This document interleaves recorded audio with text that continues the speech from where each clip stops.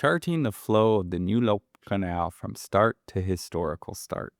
Written by Paul Christiansen. This audio article is part of Vignette, a series by Saigoneers. Vignettes are tiny essays from our writers where we reflect, observe, and wax poetic about the tiny things in life. When I fall in love with an album, I seek out the artist's first mixtapes and demos.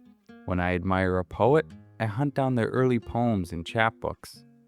I even linger over the old highlight reels of my favorite football players' college games. Understanding where something starts allows me to appreciate it more. So it is with the Nhiêu Lộc Canal. This led me to research the canal's history.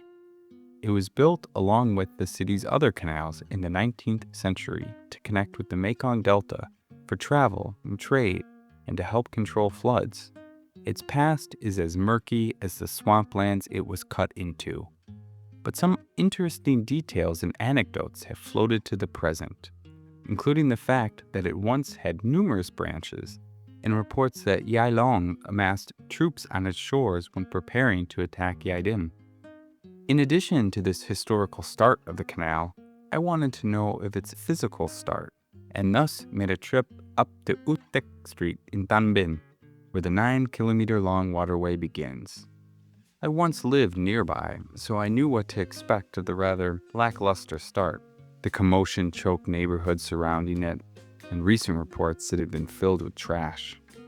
The timing of my visit coincided with an announcement that an ongoing dispute between cleanup crews and the city had reached temporary solution, and they would begin removing the collected sludge corals of trash and hyacinth that had been collecting for months.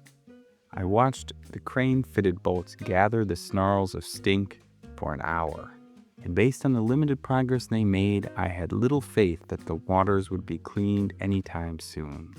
I returned 6 days later, expecting confirmation of my growing frustration with the city's inability to get anything done.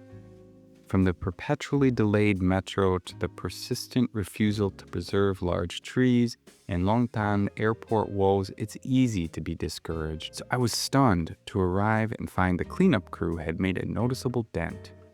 Where there was funk and folly, now clear water flowed. It's still not clean. I did see a fish dying beside a stolen caravan of styrofoam. But it's much better, and I expect it will only get better. I'm now assured that the canal remains true to what it was since its beginning, a means to make life better for people in Saigon. Thank you for listening to this piece from the Saigoneers archives.